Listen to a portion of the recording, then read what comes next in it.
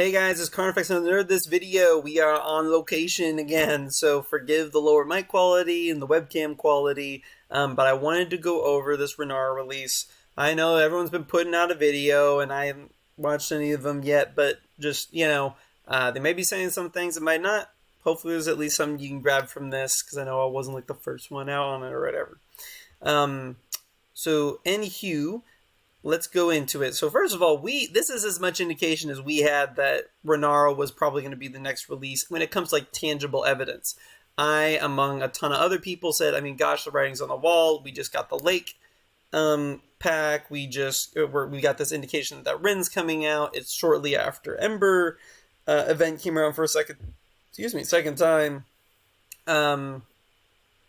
It just made sense that it was who it was going to be, but that hasn't always worked out for us in the past. And it was also Pandas who were required. So that's great. Pandas are a really good faction. They have at least a few characters that are really useful in multiple areas of the game.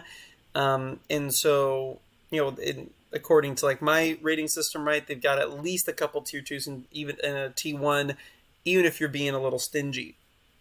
So let's get into it. What are we going to go over? We're going to briefly go over Renara's kit. After we go over Renara's kit, I'm going to say, kind of like rank her regarding like the legendaries we have so far. What should your priority be depending on where you are in your legendary farming? How big of a priority should she be for you? And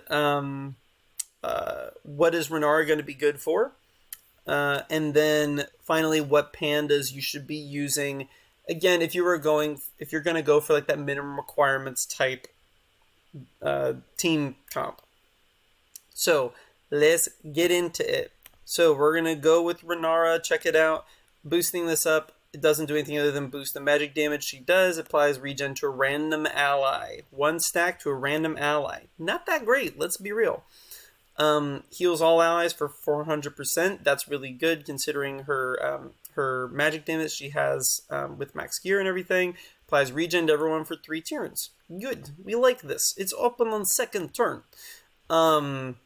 Going back here, we have granting them 50. I was probably a really bad call doing my really crappy Eastern European-ish accent.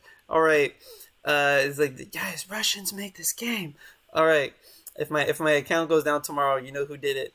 Resurrects a random ally. Without this, Renara is an afterthought. Granting them 50% health, which is a lot more than the other kind of like cheat deathy things we have. Little Baddie is able to get, a comparable amount, but it's only shield, and they're for characters that can go under that. So essentially on that level of resurrection quantity, and it gives them regen for 2 turns. You can get that reduced to cooldown. So reduced cooldowns is available on turn 2, which I think is crucial because really it is turn 2, 3 where you start to lose characters if you haven't already. And finally, second chance. Honestly, I think this is not a great ability. I think, frankly, it should be if she has a 1 stack because of, 1, how not great cheat death is, really, in the end. It's really not that great of an ability. If you have a second character coming around, yeah, it's like wasted damage because they're doing like 1 damage to do it. But I mean, you're killing an enemy, like it's usually going to be worth it. Or if it's an AoE, then they literally lost nothing and it was a worthless buff. It requires 2 regen stacks. So the only way she's going to get 2 regen stacks on herself is if her basic, right, which only lasts for 2 turns, is used and her AoE is used. Which means that all you have to do is because if it only lasts for 2 of her turns, that means it's only going to be possible unless you have like Sengiel on your team with her, which again might mean that it's good for something like what I'm going to talk about in a little bit here. Might make her, she's really useful for the healer challenge. I'll get into it. But basically, unless you have him, it's like she's going to only have 1 turn where she's even going to have the cheat death up. It's going to last for 2 turns, but there's only 1 turn of opportunity for her to have it up, and it's dependent on her putting regen on herself with her basic on either the turn before or immediately after she uses the AoE, and that's assuming it's not dispelled. That's assuming she hasn't killed between then and then. this passive is not that great. I think it needs some help to really boost her to that legendary level. So, where should Renara be in kind of the priority level of the legendaries that we have? In my opinion, she's either tied for third with Ember or she is fourth. I do not see her addition to any of kind of meta-ish teams, whether they're the new GM ones that are coming out, whether they're Soleus. I do not see that really mattering too much. Yeah, and without there being some kind of dominant Pride meta right now, and with Pride clearly needing a new character that's not currently in the game, not even on like the unreleased options, like just period in the game. They need another character to give them a mechanic that makes them meta, and they don't have that right now. And she's just not as useful in a lot of areas of the game. So Soleus, right? Fantastic for raid, fantastic for tower, fantastic for arena, like blah blah blah. If you do not have Soleus at 7 stars yet, unless you are somehow really close with your pandas, you're like, hey, I have a few of the characters you're going to talk about later, current effects, and they're already like year 9 and like their abilities up. Well, then sure, you've got 2 weeks. If that's the difference there, but don't like if you're a newer character, this is not the time to like go all in on pandas and not finish up your orcs in order to have them ready in time for whenever Soleus comes back around. That is not what you should be doing. Same thing with General Murdoch. So GM, not too many of us have him right now, but demons are a great faction. Overall, demons I would rank like just like the smidgiest of smidges ahead of ahead of pandas, just because of their future meta potential once they have buff. They huge opportunity to be meta there. So investing in demons is better than investing in pandas for the most part, again with a couple exceptions, which if you've watched my tier list videos, you know who I'm talking about. And General Murdoch, the goblins, they can be meta. Now, that doesn't mean that they're unbeatable on defense, but with them on offense, you can beat Soleus teams as long as you have enough of the right, gears, runes, etc. on them. And General Murdoch, also really useful in raid. Has lots of great aspects of his kit, and I think that having General Murdoch is going to be really significant to being able to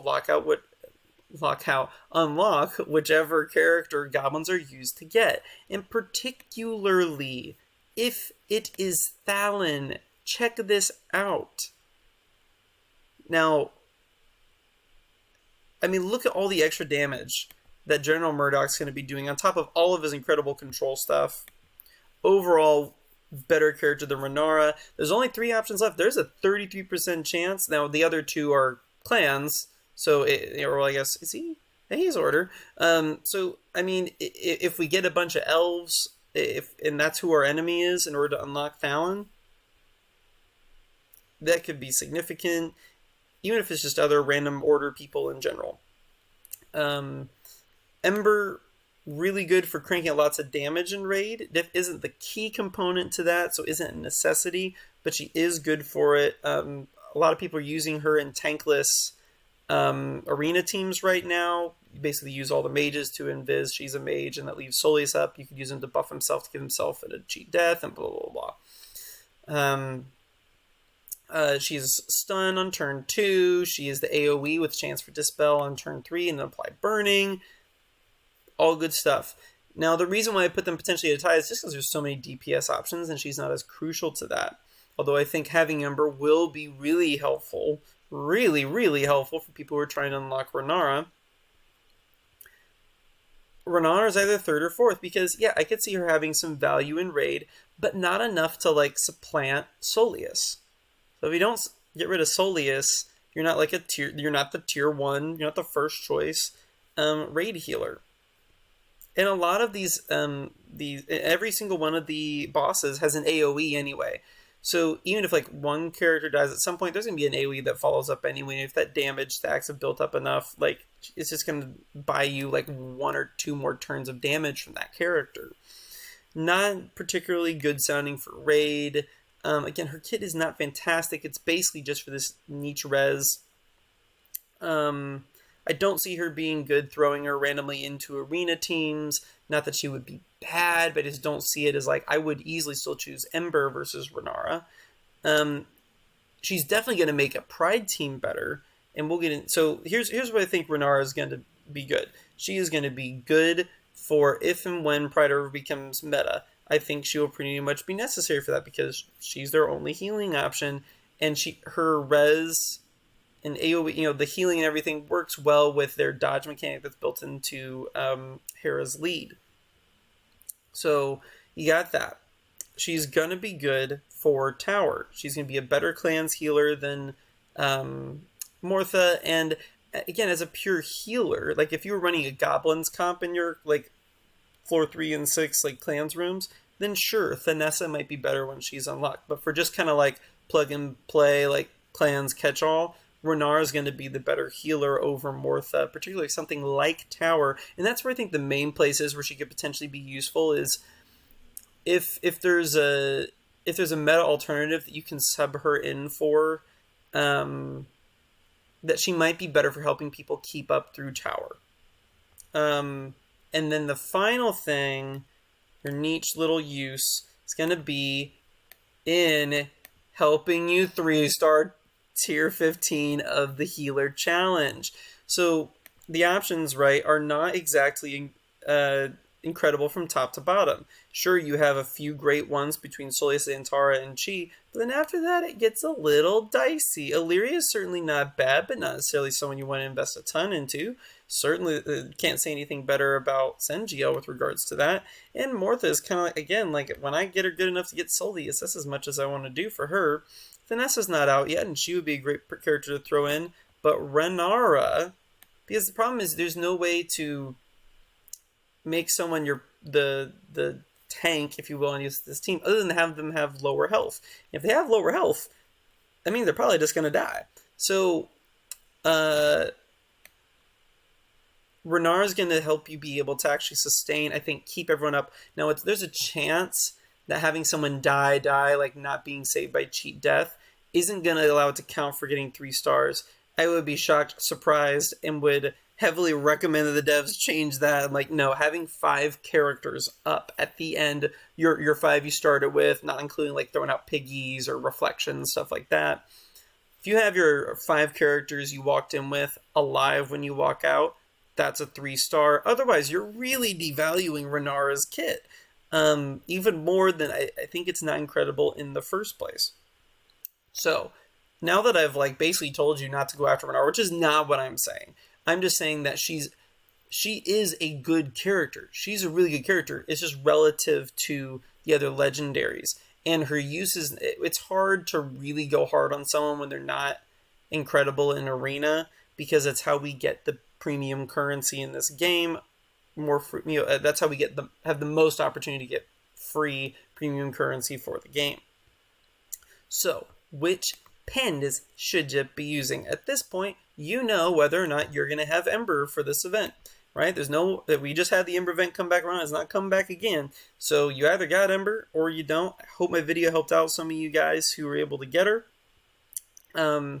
If you have Ember, 100% she should be on your team. Not only does she give certain mechanics to this team that you would otherwise not have, but she has a little bit of passive healing.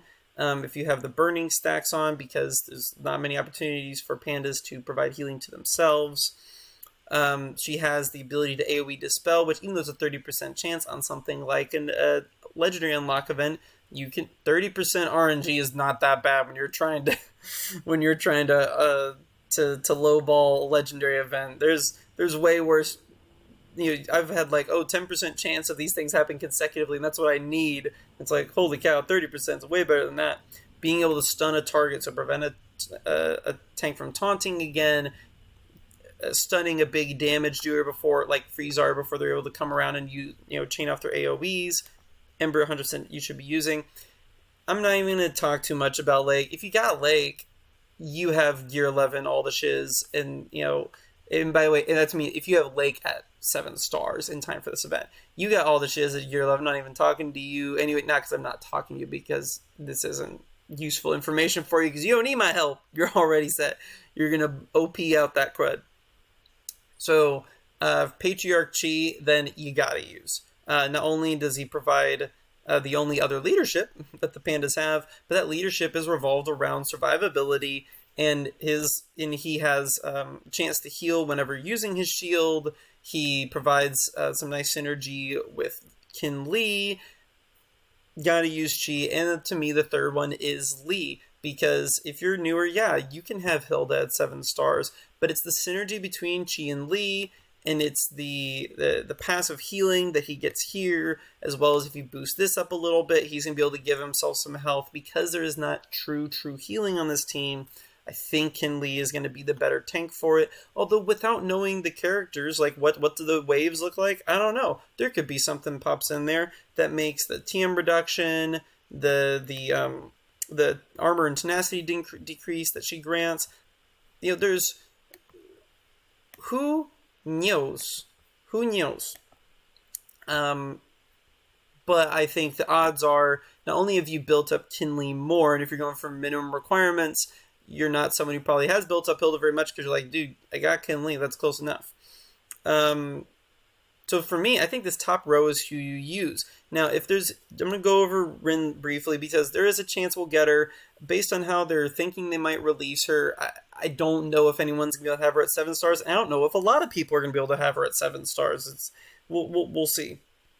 But basically she does AoE damage on her basic, attacks 3 enemies. She's able to have a chain, kind of like Mar and Sergeant Pigwald's, closer to Sergeant Pigwald's, in that it's based off killing someone with it, but it is also kind of also closer to Mars because it's an AoE, it's attacking everybody. So once you have a max, if it kills someone, it instantly refreshes, so she can chain it over and over again as long as it kills someone, and she's going to recover 50% of her turn meter. So that means she's going to get 2 of these off over the course of a normal turn for someone of her speed.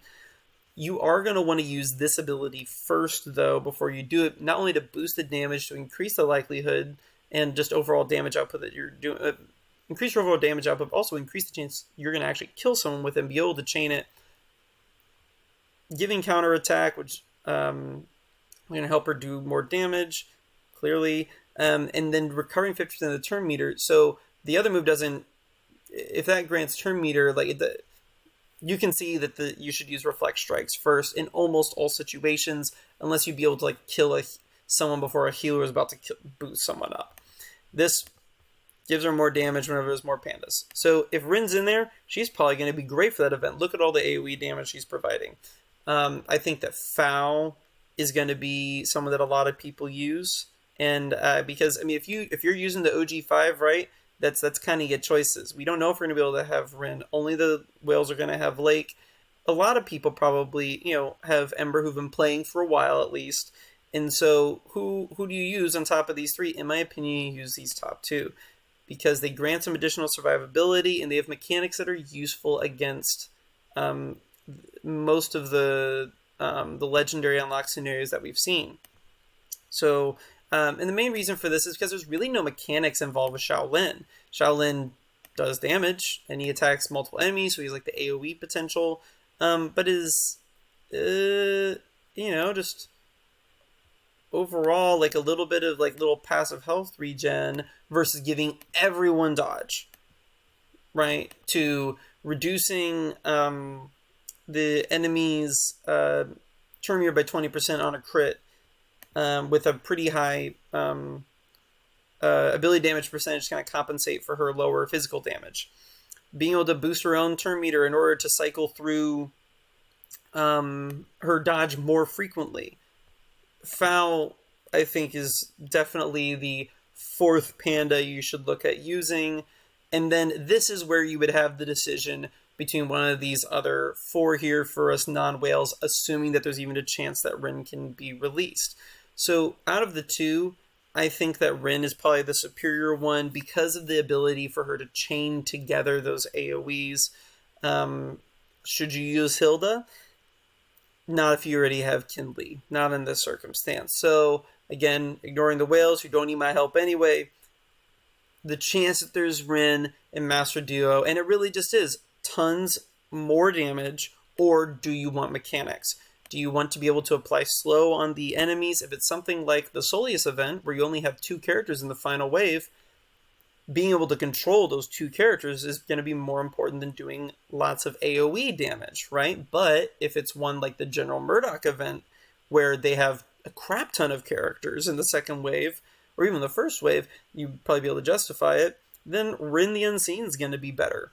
It just depends on what that second wave is going to look like, and we don't know.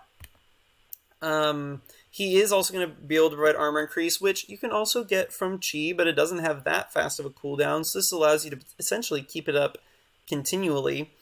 He's also going to apply some regen stacks people to help heal, so the mechanics are really where he comes in. He's also going to give himself a lot of additional crit chance and damage, while also allowing himself to gain Turn Meteor immediately after and some health. Gives himself counterattack, so he can, again, maybe distribute that slow to more characters if there's some AoE characters on in the waves. And again, there's just a chance we may not be able to get Rin. If you have Ember, this is your crew. If you have the OGs, obviously that's your crew. And again, I just wouldn't think that Hilda would be worth it, in my opinion. So whenever because right now, I mean, you can go in and see, right, we do not have the event here unlocked to go and do. So we cannot go in here yet. We don't have any info yet on what's in there. Once we do, I will definitely put out a, see if we can do with Gear 9-ish, unlock video. We have been able to do it with all of the 5-star unlock legendaries, so I would think that would remain consistent, but I'll at least go through, give you an idea what's going to look like, who to use, what's possible. Alrighty guys, hope this was useful for you, and I'll catch you around next time.